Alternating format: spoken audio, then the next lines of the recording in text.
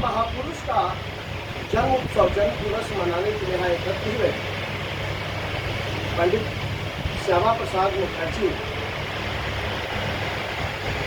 इस आज़ाद भारत के 1947 में आज़ादी के बाद जब भारत की पहली सरकार बनी और सरकार बनाने के लिए, सरकार चलाने के लिए जिस संविधान सभा का निर्माण किया गया, पंडित श्यामा प्रसाद मुखर्जी जो इस आज़ाद भारत के किसी यूनिवर्सिटी के सबसे कम उम्र के, कम आयु के कुलपति हुए थे और आप संविधान सभा के भी एक मानद सदस्य थे। आज़ाद भारत के पहले उद्योग एवं वाणिज्य मंत्री भी रहे। इनकी जो विचारधारा थी वह द्विज भारत, भारत का जो विभाजन हुआ या जो भारत के विभाजन के जो विचारधारा देश के अंदर काम कर रहे थे, उस विभाजन के विरुद्ध ये समाज जो हमारा देश था, भारत जो हमारा देश था, जिसकी परिकल्पना, जिस भारत की चिंतन जो है हमारे महापुरुषों ने किया था, हमारा भारत कैसा था। आप जब विक्रमादित्य के शासनकाल को अध्ययन करते हैं तो अरब सागर से हिंद महासागर तक भारत का भूभाग। जब आप पृथ्वीराज चौहान के समय का भारत को अध्ययन करेंगे तो आप पाएंगे कि उस समय अफगानिस्तान से लेकर के ये जो वर्तमान का बांग्लादेश है, यह सब भारत का एक भूभाग हुआ करता है। बीच भारत, भारत की जो विभाजन की बातें थी, तो जब मुस्लिम लीग जैसी संगठन भारत में मोहम्मद जिन्ना के नेतृत्व में कार्य कर रहा था इस भारत में, उसी समय एक वैचारिक मतभेद उत्पन्न हुई थी और उस वैचारिक मतभेद के उत्पन्न होने के बाद डॉक्टर केशव बलिराम हेडगेवार जी ने कांग्रेस को छोड़ करके और राष्ट्रीय स्वयं सेवक संघ का 1925 में स्थापना की और एक हिंदू महासभा नाम से एक राजनैतिक संगठन भी उस समय बनी। पंडित श्यामा प्रसाद मुखर्जी या जो उस समय के जितने भी महापुरुष जो इस भारत के विभाजन के विरुद्ध थे धर्म के आधार पर, वो हिंदू सभा के पहले तले कार्य कर रहे थे। जो हिंदू सभा और राष्ट्रीय स्वयंसेवक संघ भारत का चौथा संगठन, उसके पहले भारत में राष्ट्रीय कांग्रेस हुआ करता था और मुस्लिम लीग हुआ करता था। उसके बाद राष्ट्रीय स्वयंसेवक संघ की स्थापना हुई और हिंदू महासभा की स्थापना। 1947 में देश हमारा आजाद हुआ और इस भारत के दो ऐसे महापुरुष जो थे तो भारत के, लेकिन वैचारिक रूप से अंग्रेजों के पिट्ठू थे। इन दोनों की व्यक्तिगत जिद के आधार पर, व्यक्तिगत जिद के कारण, मोहम्मद जिन्ना का व्यक्तिगत जिद और पंडित नेहरू के व्यक्तिगत जिद के कारण भारत खंडित हो गया। जब भारत खंडित हुआ तो इस भारत के हजारों आत्माएं, करोड़ों आत्माएं रो पड़ा, क्योंकि एक देश, भारत केवल एक देश नहीं था, भारत केवल एक भूमि का टुकड़ा नहीं था। भारत इस दुनिया के एक ऐसा भूभाग है जिसे देवभूमि कही गई है। यह भारत दुनिया का एक ऐसा भूमि है जिसे मां स्वरूपा माना गया है। भारत मां कहते हैं। आज हम भारत मां नहीं कह रहे। आज से हजारों साल पहले आप वेद की ऋचाओं में देखेंगे तो अपनी भारत की भूमि को मां की दर्जा दी गई। 1947 में देश विभाजित हो गए और विभाजन के पश्चात जो भारत हमें मिला, उसे भारत को एक भारत बनाने में, श्रेष्ठ भारत बनाने में उस समय के 527 रियासत राजवारों की भूमिका थी। जो अंग्रेज ने साजिश कर दिया था और वो कहा था कि जो रियासतें जिसके साथ जाना चाहती है या स्वतंत्र उड़ाना चाहती है रह सकता है। लेकिन हमने लड़ाई किस चीज का लड़ा था? आजाद भारत के लिए। हम कश्मीर की रियासत की आजादी की लड़ाई नहीं लड़ा था। हमने कोई जूनागढ़ की रियासत की लड़ाई नहीं लड़ा था। हमने कोई हैदराबाद की रियासत की लड़ाई नहीं लड़ा था। हमने आजादी की लड़ाई हमारे पुरखों ने लड़ा था, वो भारत की स्वतंत्रता की लड़ाई थी। 1857 से जो भारत की स्वतंत्रता की आंदोलन प्रारंभ हुई, वो 1857 से 90 साल बाद 1947 में आकर के हमारे देश को आजादी मिली। इस हरिया क्षेत्र के भी शहीद महेश्वर सिंह जैसे लोग, राजेंद्र सिंह जैसे लोग अपनी जान की बाजी लगाए और देश आजाद हुआ।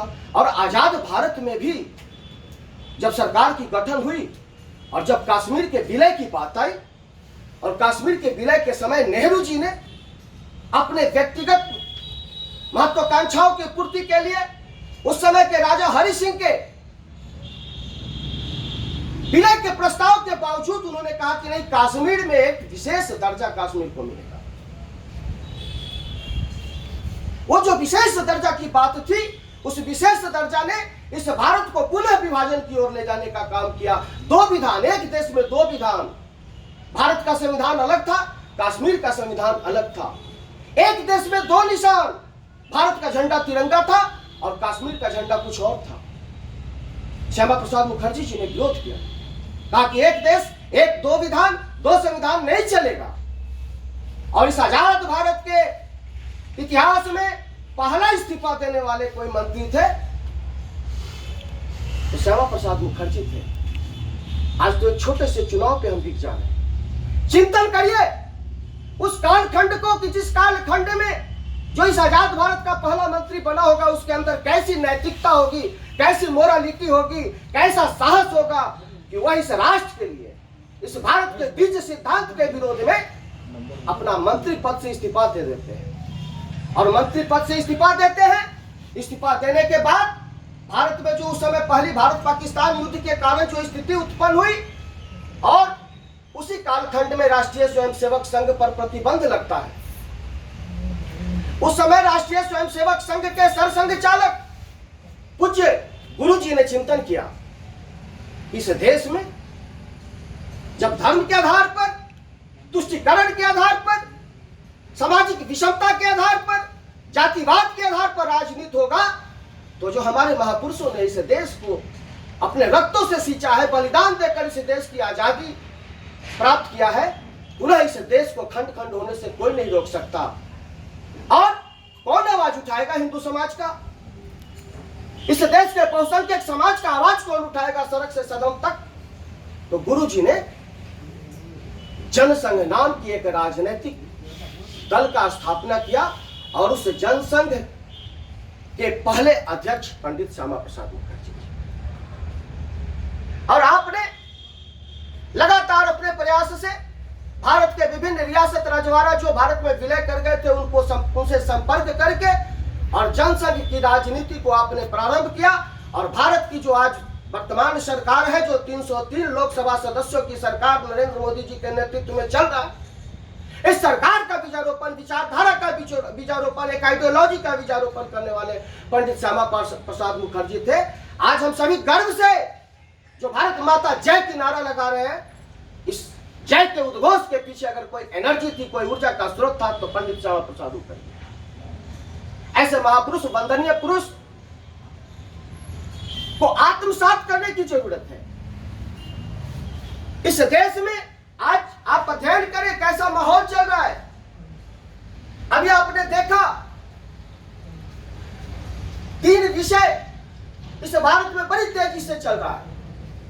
एक विषय लोकतंत्र खतरे में है। कौन कह रहा है भाई कि लोकतंत्र खतरे में है? तो लोकतंत्र खतरे में है यह वह कह रहा है जिसने इस भारत के 3 प्रधानमंत्री की हत्या हुई और देश के प्रधानमंत्री की हत्या नहीं रोक सका, वह कांग्रेस पार्टी कहती है कि लोकतंत्र खतरे में। अब लाल बहादुर शास्त्री की हत्या को भूल गए,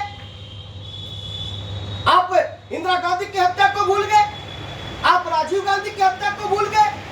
आपका कैसा नेतृत्व था कि आप अपने देश के प्रधानमंत्री की रक्षा नहीं कर पा रहे थे? तो आपका नेतृत्व परिवार आधारित था। आज कांग्रेस की स्थिति क्या है? तो कांग्रेस की स्थिति है कि सोनिया राहुल के निर्णय के सिवा कांग्रेस के जो वर्तमान अध्यक्ष खड़गे हैं वो कहीं कुर्सी पर नहीं बैठ सकते। यह लोकतंत्र है उनका। लेकिन भारतीय जनता पार्टी का लोकतंत्र कैसा है? तो भारतीय जनता पार्टी का लोकतंत्र है कि चाय बेचने वाला देश का नेतृत्व संभाल रहा है। वह किसी प्रधानमंत्री का बेटा नहीं है, वह किसी विधायक एमपी का बेटा नहीं है, वह किसी राजनीतिक घराने का युवराज नहीं है। लोकतंत्र खतरे में किसको नजर आ रहा है? तो कश्मीर के अब्दुल्ला एंड प्राइवेट लिमिटेड के वर्तमान एमडी उमर अब्दुल्ला, जिसने कश्मीर को बरसों लूटा, जिसने कश्मीर में हमारे भारत के जंबाज सैनिकों पर पत्थर बरसवाने का काम किया, उस Omar Abdullah private limited company के एमडी को लोकतंत्र खतरे में नजर आ रहा है। लोकतंत्र खतरे में नजर आ रहा है महबूबा मुफ्ती सईद को, जिसने अपने अपहरण की नाटक करके इस देश के 5 खूंखार आतंकवादियों को 1989 में छुड़वाने का माध्यम बनी थी। वह मुफ्ती महबूबा सईद को लोकतंत्र खतरे में नजर आ रहा है। लोकतंत्र खतरे में नजर आ रहा है केजरीवाल को, जिसने दिल्ली के जैसे इस सोनपुर में जो टोपो लैंड है, वैसे ही दिल्ली में लाल चौड़ा लैंड्स बोलते हैं उसको, जितने भी सरकारी संपत्ति है, आज आप जाकर के देखिए दिल्ली के सारी सरकारी संपत्तियों पर रोहिंग्या को बसा दिया।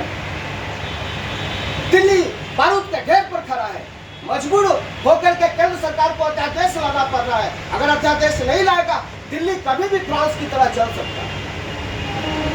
लोकतंत्र खतरे में किसको नजर आ रहा है? मुलायम के सपुत्र अखिलेश को। वही मुलायम जिसने अयोध्या के कार सेवकों के रक्त से सरयू की नदी की पानी को लाल कर दिया।